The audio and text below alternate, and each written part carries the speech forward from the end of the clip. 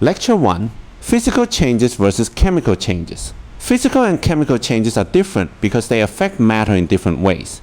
A physical change changes the appearance, shape, or state of a substance, but the substance itself stays the same. For example, ice melting into water is a physical change. The particles are still H2O. They are just arranged differently. Water evaporating is also a physical change. Liquid water becomes water vapor, but the chemical identity is still H2O. Salt dissolving in water is another physical change. The salt spreads out in the water, but no new substance is created. A chemical change is different. In a chemical change, atoms rearrange and new substances form. For example, hydrogen and oxygen can react to form water. The starting substances are H2 and O2, but the product is H2O. Rusting is also a chemical change because iron reacts with oxygen and forms a new substance. Precipitate formation is another sign of chemical change. Two solutions mix and an insoluble solid forms. The key idea is this. In a physical change, the substance keeps the same identity. In a chemical change, new substances are formed. Lecture 2. Changes of state. Changes of state are physical changes. A substance can exist as a solid, liquid, or gas. In a solid, particles are close together and arranged in a fixed pattern. Solids have a definite shape and a definite volume. In a liquid, particles are still close together, but they can move past each other. Liquids have a definite volume, but no definite shape. In a gas, particles are far apart and move freely. Gases have no definite shape and no definite volume. When energy increases, a substance can go from solid to liquid. This is melting. When energy keeps increasing, a liquid can become a gas. This is evaporation. A solid can also change directly into a gas. This is sublimation. When energy decreases, a gas can become a liquid. This is condensation. A liquid can become a solid. This is freezing. A gas can also change directly into a solid. This is deposition. The important point is that the particles themselves do not change identity. Only the particle arrangement and energy change. The key idea is this. During the change of state, particles stay the same substance, but they move and arrange differently. Lecture 3. Mixtures and separation. Mixing substances can be a physical change. When salt is added to water, the salt dissolves. The sodium ions and chloride ions spread throughout the water, but the components still keep their identity. The sodium ions are still sodium ions. The chloride ions are still chloride ions. The water molecules are still H2O. This is why a salt-water mixture can be separated by a physical method. One common method is distillation. In distillation, the salt water is heated. The water evaporates, but the salt does not evaporate easily. The water vapor travels through the condenser. Then it cools down and condenses back into liquid water. The pure water is collected in a separate container and the salt is left behind. This works because separation methods use physical properties like boiling point. No new substance is formed during this process. The key idea is this.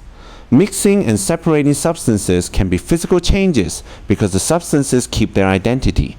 Lecture 4. Evidence of chemical changes. Chemical changes often produce observable evidence. One sign is a color change. If a clear solution turns green, blue, yellow, or another new color, that may suggest a new substance has formed. Another sign is gas production. If bubbles form during a reaction, a gas may be produced. A precipitate is another important sign. A precipitate is an insoluble solid that forms when two solutions react. Energy change can also be evidence. Some reactions release heat or light. The solution may become warm, or it may glow or produce a flame. A new odor can also suggest that a chemical reaction has occurred. But remember, these signs are evidence, not absolute proof by themselves. We use them together with chemical reasoning. For example, copper can react with nitric acid. During the reaction, copper metal is consumed, a blue-green solution forms, and brown gas is produced. Those observations show that new substances are forming. The key idea is this. Gas, precipitate, color change, heat, light, or odor can indicate that a chemical reaction has occurred. Lecture 5. Representing chemical changes. Chemical changes are represented with equations. In a chemical equation, reactants are written on the left and products are written on the right. The arrow means forms or produces. State symbols show the physical form of each substance. S means solid, L means liquid, G means gas. AQ means aqueous, which means dissolved in water. For example, H2O solid forming H2O liquid is a physical change. The substance is still H2O, but the state changes from solid to liquid. For a chemical change, we can write 2H2 gas plus O2 gas forming 2H2O liquid. In this case, hydrogen and oxygen react to form a new substance, water. A balanced equation also shows conservation of atoms. That means the number of each type of atom must be the same on both sides of the equation. The key idea is this. Equations show what changes, and state symbols show the physical form of each substance. Lecture 6. Balancing chemical equations. Chemical equations must be balanced because atoms are conserved. Atoms are not created or destroyed in a chemical reaction. They are rearranged. So the number of each type of atom must match on both sides of the equation. Let's use hydrogen and oxygen forming water. The unbalanced equation is H2 plus O2 forming H2O. Hydrogen is balanced at first because there are 2 hydrogen atoms on both sides, but oxygen is not balanced. There are 2 oxygen atoms on the reactant side, but only 1 oxygen atom in 1 water molecule. To fix this, we place a coefficient of 2 in front of H2O. Now we have 2 H2O molecules. That gives us 2 oxygen atoms on the product side, but now we have 4 hydrogen atoms. So we place a coefficient of 2 in front of H2. The balanced equation is 2H2 plus O2 forming 2H2O. Now both sides have 4 hydrogen atoms and 2 oxygen atoms. The key idea is this. A balanced equation has the same number of each type of atom on both sides. Lecture 7. Ionic equations. Ionic equations help us focus on what actually changes in a reaction. Let's use hydrochloric acid reacting with sodium hydroxide. The molecular equation is HCl aqueous plus NaOH aqueous forming NaCl aqueous plus H2O liquid. This equation shows the compounds, but it does not show which ions are really reacting. Because these substances are aqueous, many of them separate into ions in water. The complete ionic equation is H++ Cl minus plus N, a plus plus OH minus forming Na plus plus Cl minus plus H2O. Now we can see which ions appear on both sides. Sodium ion appears on both sides. Chloride ion appears on both sides. These are spectator ions. They do not directly participate in the chemical change. After removing spectator ions, we get the net ionic equation. H plus aqueous plus OH minus aqueous forms H2O liquid. This is the actual chemical change. The key idea is this. Net ionic equations focus on the real reaction by removing spectator ions. Lecture 8. Conservation of mass. Chemical reactions follow the law of conservation of mass. That means mass cannot be created or destroyed during a reaction. Atoms are not lost. Atoms are not gained. They are only rearranged into new substances. So the total mass of the reactants must equal the total mass of the products. For example, hydrogen gas and oxygen gas can react to form water. The balanced equation is 2H2 plus O2 forming 2H2O.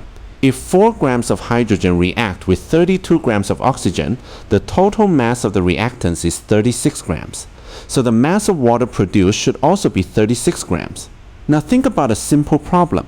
If 4 grams of hydrogen gas react and 36 grams of water are collected, how much oxygen reacted? The reactants are 4 plus X. The products are 36. Using conservation of mass, 4 plus X equals 36. So X equals 32. That means 32 grams of O2 reacted. The key idea is this. In a chemical reaction, atoms rearrange, but the total mass stays the same. Lecture 9. Moles and molar mass. Stoichiometry starts with the mole. A mole is a way to measure the amount of a substance. Instead of counting individual atoms or molecules one by one, chemists use moles to count particles in a practical way. Molar mass is the mass of 1 mole of a substance. For an element, we find molar mass from the periodic table. For a compound, we add the molar masses of all the atoms in the formula. The main formula is N equals meters divided by M. Here, N means moles. Meters means mass in grams. Capital M means molar mass in grams per mole. For example, calculate the moles in 19.0 grams of O2. First, find the molar mass of O2. One oxygen atom has a molar mass of 16.00 grams per mole. O2 has two oxygen atoms, so the molar mass is 32.00 grams per mole. Now use n equals meters divided by mn equals 19.0 grams divided by 32.00 grams per mole. That gives 0.594 moles of O2. The key idea is this. Convert mass to moles using n equals meters divided by m and always calculate molar mass first. Lecture 10. Mole ratios in balanced equations. Balanced equations give mole ratios. A balanced equation acts like a recipe. It tells us the relative amounts of substances that react and form. For example, look at the equation 2H2 plus O2 forming 2H2O. The coefficients tell us the mole ratio. 2 moles of H2 react with 1 mole of O2 to produce 2 moles of H2O. So the ratio is 2 moles H2 to 1 mole O2 to 2 moles H2O. These ratios can be used as conversion factors. For example, if we know moles of O2 and want moles of H2O, we use 2 moles of H2O over 1 mole of O2. If we know moles of H2 and want moles of O2, we use 1 mole of O2 over 2 moles of H2. The important thing is that the mole ratio always comes from the balanced equation. For example, 3.0 moles of O2 times 2 moles of H2O over 1 mole of O2 gives 6.0 moles of H2O. The O2 units cancel, and the answer is in moles of water. The key idea is this. Coefficients in a balanced equation give the mole ratios used in stoichiometry. Lecture 11. Mole-to-mole calculations. Mole-to-mole calculations use the balanced equation as a conversion tool. The general method is simple. First, write the balanced equation. Second, identify the known moles. Third, choose the correct mole ratio from the balanced equation. Fourth, calculate the unknown moles. Let's use the equation 2H2 plus O2 forming 2H2O. The question is this. How many moles of H2O are produced when 6.7 moles of O2 react with enough H2? Start with the known amount, 6.7 moles of O2. From the balanced equation, 1 mole of O2 produces 2 moles of H2O. So we multiply 6.7 moles of O2 by the conversion factor, 2 moles of H2O over 1 mole of O2. The O2 units cancel. Now the only unit left is moles of H2O. 6.7 times 2 equals 13.4. So the answer is 13.4 moles of H2O. The key idea is this. In mole-to-mole stoichiometry, the balanced equation provides the conversion factor. Lecture 12. Mass-to-mass calculations. Mass-to-mass stoichiometry always goes through moles. You cannot directly jump from grams of one substance to grams of another substance. The roadmap is this. Start with grams of the known substance. Convert grams to moles. Use the mole ratio from the balanced equation. Then convert moles of the unknown substance back to grams. Let's solve an example. How many grams of H2 react to produce 350.0 grams of H2O with O2 in excess? The balanced equation is 2H2 plus O2 forming 2H2O. First, convert grams of water to moles of water. The molar mass of H2O is 18.016 grams per mole. 350.0 grams of H2O divided by 18.016 grams per mole equals 19.427 moles of H2O. Next, use the mole ratio. From the balanced equation, 2 moles of H2 produce 2 moles of H2O. So the ratio of H2 to H2O is 1 to 1. That means 19.427 moles of H2 are needed. Now convert moles of H2 to grams. The molar mass of H2 is 2.016 grams per mole. 19.427 moles times 2.016 grams per mole equals 39.17 grams of H2. The key idea is this. Mass-to-mass problems always go through moles in the middle. Lecture 13. Limiting reactants. The limiting reactant controls how much product can form. It is the reactant that gets used up first. Once the limiting reactant is gone, the reaction stops, even if another reactant is still left over. The other reactant is called the excess reactant. Let's use a simple example. The balanced equation is 2H2 plus O2 forming 2H2O. Suppose we start with 5.0 moles of H2 and 2.0 moles of O2. According to the balanced equation, 1 mole of O2 needs 2 moles of H2. So 2.0 moles of O2 needs 4.0 moles of H2. We have 5.0 moles of H2, so hydrogen is more than enough. That means 1.0 mole of H2 is left over. O2 is used up first, so O2 is the limiting reactant. The amount of product is based on the limiting reactant. 2.0 moles of O2 can produce 4.0 moles of H2O. The key idea is this. The limiting reactant controls the maximum amount of product that can form. Lecture 14. Theoretical yield and percent yield. Theoretical yield is the maximum amount of product predicted by stoichiometry. It is what we expect to make if the reaction goes perfectly. Actual yield is the amount of product actually collected in the experiment. In real labs, the actual yield is often lower than the theoretical yield. Some product may be lost during transfer or filtration. The reaction may not go to completion. Side reactions may also form other products. Percent yield compares the actual yield to the theoretical yield. The formula is percent yield equals actual yield divided by theoretical yield times 100%. For example, suppose the theoretical yield of water is 225 grams. The actual yield is 198 grams. Percent yield equals 198 divided by 225 times 100%. 198 divided by 225 is 0.880. 0.880 times 100% equals 88.0%. So the percent yield is 88.0%. The key idea is this. Percent yield tells how efficiently a reaction produced product compared with the theoretical maximum. Lecture 15. Ideal gas law and solutions. Sometimes stoichiometry problems do not directly give mass. Instead, they may give gas volume, pressure, temperature, or solution concentration. These values can still be used to find moles. For gases, we can use the ideal gas law. PV equals nRT. P is pressure, V is volume, N is moles, R is the ideal gas constant, T is temperature in Kelvin. If we need moles, we rearrange the equation. N equals PV divided by RT. For example, suppose we have 2.46 liters of O2 at 1.00 atmosphere and 300 Kelvin.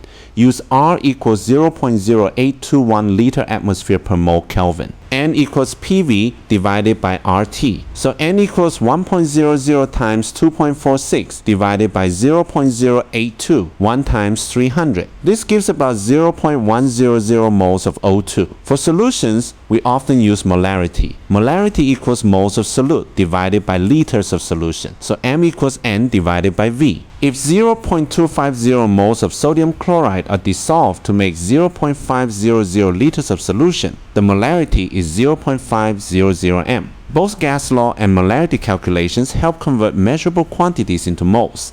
The key idea is this.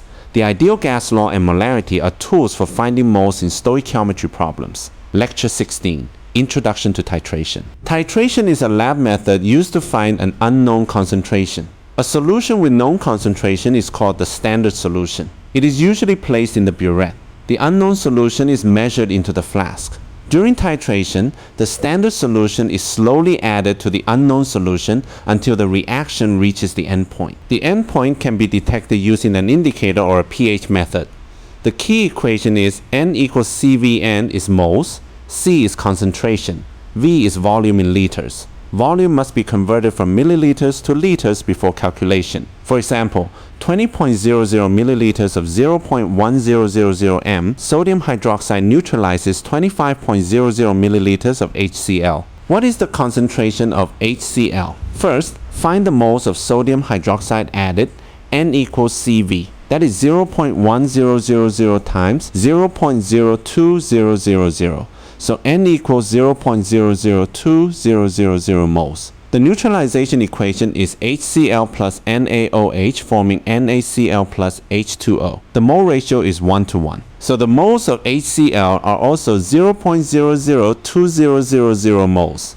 Now calculate the concentration of HClC equals N divided by V. The volume of HCl is 25.00 milliliters, which is 0.02500 liters. So C equals 0.002000 divided by 0.02500. That gives 0.0800 m. The key idea is this. In titration, measured volume and known concentration are used to find the moles and concentration of an unknown solution. Lecture 17. Acid-base reactions and proton transfer. Acid-base reactions are about proton transfer. In the Bronsted-Lowry definition, an acid donates H+, and a base accepts H+. So the most important question is not just, is this an acid or a base? The better question is, which species gives away H+, and which species receives H+? The general pattern is HA plus B forming A minus plus BH+. HA is the acid because it donates H+. After losing H+, it becomes A minus, the conjugate base.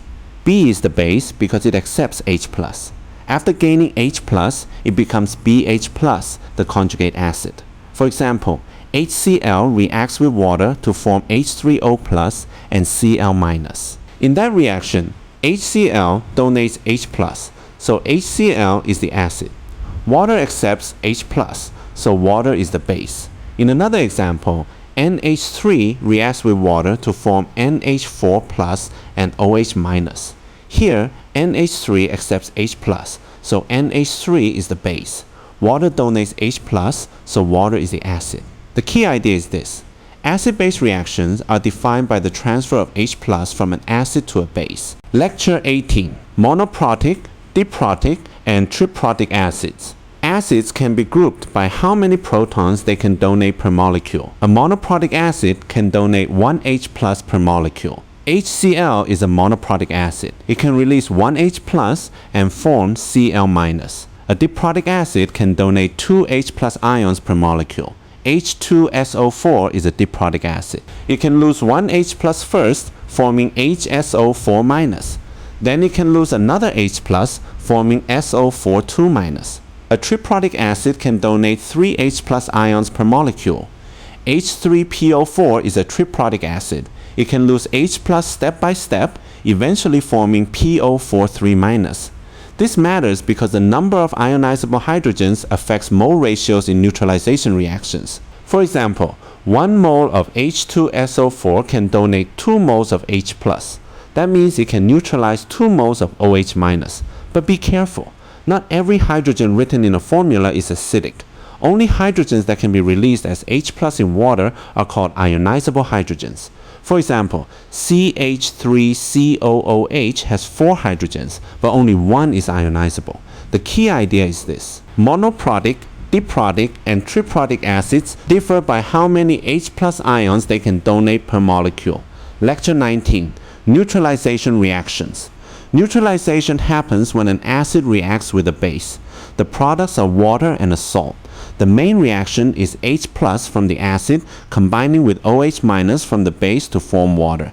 The remaining ions stay in solution and form the salt. For example, hydrochloric acid reacts with sodium hydroxide. The molecular equation is HCl aqueous plus NaOH aqueous forming NaCl aqueous plus H2O liquid. But the net ionic equation shows the main chemical change more clearly. H+ aqueous plus OH- aqueous forms H2O liquid. That means the real reaction is between H+ and OH-. Sodium ions and chloride ions are spectator ions. They are present before and after the reaction, but they do not directly form water. For stoichiometry, we use the balanced equation. In a strong acid and strong base neutralization, 1 mole of H+ reacts with 1 mole of OH-. So 1 mole of HCl neutralizes 1 mole of NaOH. The key idea is this. Neutralization reactions convert an acid and a base into water and a salt, and the mole ratios come from the balanced equation. Lecture 20. Acid-carbonate reactions. Acids can react with carbonates and hydrogen carbonates. These reactions produce a salt, water, and carbon dioxide gas. For carbonate ions, the general pattern is acid plus CO32- forming salt, H2O, and CO2. For hydrogen carbonate ions, the pattern is acid plus HCO3- forming salt, H2O, and CO2. A common example is hydrochloric acid reacting with sodium carbonate. The balanced equation is 2HCl aqueous plus N2CO3 aqueous forming 2NaCl aqueous, H2O liquid and CO2 gas. The visible sign is bubbling or fizzing. That gas is carbon dioxide. A simple net ionic idea is H++ HCO3- forming H2O plus CO2. So when an acid reacts with a carbonate and gas bubbles appear, you should think of carbon dioxide gas. This is also an acid-base reaction because the carbonate or hydrogen carbonate accepts H+ from the acid. The key idea is this. Acid-carbonate reactions are identified by the production of carbon dioxide gas. Lecture 21. Redox reactions. Redox reactions involve electron transfer. Oxidation means loss of electrons. Reduction means gain of electrons. A useful memory aid is OILRIG. Oxidation is loss. Reduction is gain. In every redox reaction, one species loses electrons and another species gains electrons. For example, zinc can lose 2 electrons. Zinc forms zinc 2++ 2 electrons. This is oxidation because zinc loses electrons. Copper 2+ can gain 2 electrons. Copper 2+ plus 2 electrons forms copper metal. This is reduction because copper 2+ gains electrons. The overall reaction is zinc plus copper 2+ forming zinc 2++ copper. Zinc is oxidized because it loses electrons. Copper 2+ is reduced because it gains electrons. Single replacement reactions are often redox reactions. Combustion reactions are also often redox reactions. An oxidizing agent causes another species to be oxidized, and the oxidizing agent itself is reduced. A reducing agent causes another species to be reduced, and the reducing agent itself is oxidized. The key idea is this. Redox reactions involve electron transfer, so one species is oxidized while another is reduced. Lecture 22. Oxidation numbers. Oxidation numbers help us track redox reactions. They show which species loses electrons and which species gains electrons. The first rule is that elements in their standard form have an oxidation number of 0. For example, sodium solid, O2 gas, Cl2 gas, and S8 solid all have oxidation number 0. The second rule is that a monatomic ion has an oxidation number equal to its charge. So Fe3+ is +3. Cl- is -1. Ca2+ is +2. Oxygen is usually -2. Hydrogen is usually +1 when bonded to nonmetals. But in metal hydrides, hydrogen is -1. The sum of oxidation numbers equals the overall charge. For a neutral compound, the sum is 0. For a polyatomic ion, the sum equals the ion charge. For H2O, each hydrogen is +1 and oxygen is -2. The total is 0. For SO42-, each oxygen is -2. 4 oxygens give -8 total. Since the ion charge is -2, sulfur must be +6. For NH4+, each hydrogen is +1. 4 hydrogens give +4. Since the total charge is +1, nitrogen must be -3. Now we can use oxidation numbers to find redox. In the reaction zinc plus copper, 2+ forming zinc 2++ copper, zinc goes from 0 to +2. Its oxidation number increases, so zinc is oxidized. Copper goes from +2 to 0. Its oxidation number decreases, so copper is reduced. The key idea is this. Oxidation numbers help identify which species are oxidized and reduced in a reaction. Lecture 23. Balancing redox with half reactions. The half reaction method is used to balance redox reactions. The main idea is to separate oxidation and reduction. First, split the reaction into oxidation and reduction half reactions. Second, balance atoms other than oxygen and hydrogen. Third, balance charge using electrons. Fourth, multiply the half reactions if needed, so the electrons cancel. Finally, add the half reactions together. Let's use a simple example. Zinc forms zinc 2++ 2 electrons. This is the oxidation half reaction because zinc loses electrons. Copper 2++ 2 electrons forms copper. This is the reduction half reaction because copper 2+ gains electrons. Now combine the two half reactions. The 2 electrons lost by zinc are the same 2 electrons gained by copper 2+, so the electrons cancel. The overall balanced redox reaction is zinc plus copper, 2+ forming zinc 2++ copper. The key idea is this. The half reaction method balances redox reactions by making electron loss equal electron gain. Lecture 24, Precipitation Reactions and Solubility Rules. A precipitation reaction happens when two aqueous ionic solutions react to form an insoluble solid. That insoluble solid is called a precipitate. For example, silver nitrate reacts with sodium chloride. The molecular equation is AgNO3 aqueous plus NaCl aqueous forming AgCl solid plus NaNO3 aqueous. The net ionic equation is Ag plus aqueous plus Cl minus aqueous forming AgCl solid. Silver chloride is the precipitate because it is insoluble in water. To predict precipitation reactions, we use solubility rules. All nitrates are soluble. Group 1 salts and ammonium salts are soluble. Most chlorides are soluble, except with silver, Li2+ and mercury 1 ions. Most sulfates are soluble, except with barium, strontium, Li2+, and often calcium. Most carbonates and phosphates are insoluble, except when paired with group 1 ions or ammonium. So when two aqueous solutions are mixed, check the possible products. If one product is insoluble, a precipitate forms. The key idea is this. Precipitation reactions are predicted by solubility rules and identified by the formation of an insoluble solid. Lecture 25, Bronsted-Lowry acids and bases. In Bronsted-Lowry theory, acids and bases are defined by proton transfer. A Bronsted-Lowry acid donates H+. A Bronsted-Lowry base accepts H+. So the key test is this.